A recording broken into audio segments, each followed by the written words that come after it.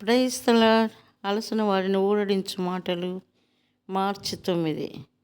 మనుషులను నమ్ముకొనుట కంటే యెహోవాను ఆశ్రయించుట మేలు. రాజులను నమ్ముకొనుట కంటే యెహోవాను ఆశ్రయించుట మేలు. కీర్తనలు 118, 8, 9. దేవుడు దావీదుకిచ్చిన రెండవ రాయిని చూచెదము. కెయీలాలోని ప్రజలు ఫిలిష్తీయుల చేత అణచబడుచుండిరి. రాజైన సౌలు వారికి సహాయం చేయలేకపోయెను. కానీ దావీదు వెళ్ళి వారిని విడిపించెను. తాను కెయీలా ప్రజలకు చేసిన సహాయమును బట్టి వారు తనకు కృతజ్ఞులై ఉందురని, సౌలు చేతుల నుండి తనను విడిపించుటకు కూడా తమ ప్రాణములు తెగించుదురని దావీదు తలంచి ఉండవచ్చును.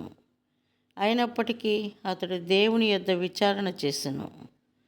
కెయీలా జనులు నన్ను నా జనులను సౌలు చేతికి అప్పగించుదురా అని దావీదు మనవి చేయగా, యెహోవా వారు నిన్ను అప్పగించుదురని సెలవిచ్చెను. 1 సమూయేలు 23:12. ఈ ప్రత్యక్షత దావీదుకు మిక్కిలి నిరుత్సాహమును కలిగించి ఉండవచ్చును. కానీ దీని ద్వారా అతడు ఏ మానవుని యందు నమ్మకం ఉంచరాదన్న పాఠమును నేర్చుకునేను. ఈ పాఠమును నేర్చుకున్నటకే దేవుడు అతనిని కెయీలాకు తీసుకుని వచ్చెను.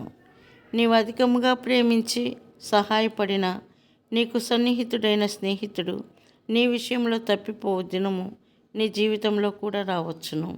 అప్పుడు నీవు నేను ఇంతగా ప్రేమించిన వ్యక్తి ఏ విధముగా శత్రువుగా మారినని ఆశ్చర్యపడవచ్చును. నీవు ఆశ్చర్యపడకము.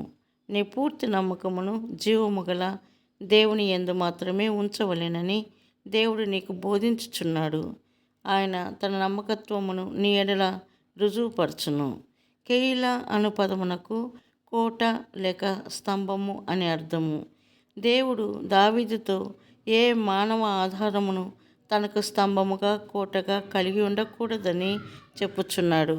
దేవుని గూర్చి మాత్రమే అతడు ఇలాగ చెప్పవలెను. యెహోవా నా శైలము, నా కోట, నా ఉన్నత దుర్గము. కీర్తనలు 18:2.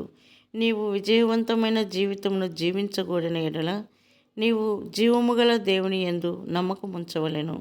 చాలామంది కన్నులు వారి స్నేహితులపై, బంధువులపై నుండును. కొంతమంది కన్నులు అమెరికా సహాయముపై నుండును. ఇది ఎంత విచారకరము!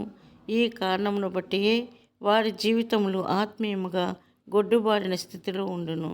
ఆ విధముగా దేవుడు దావీదుకిచ్చిన రెండవ రాయి తాను ఏ మానవుని యందు నమ్మిక ఉంచరాదని దేవుని మీద మాత్రమే ఆధారపడవలెనని తెలియజేయుచున్నది.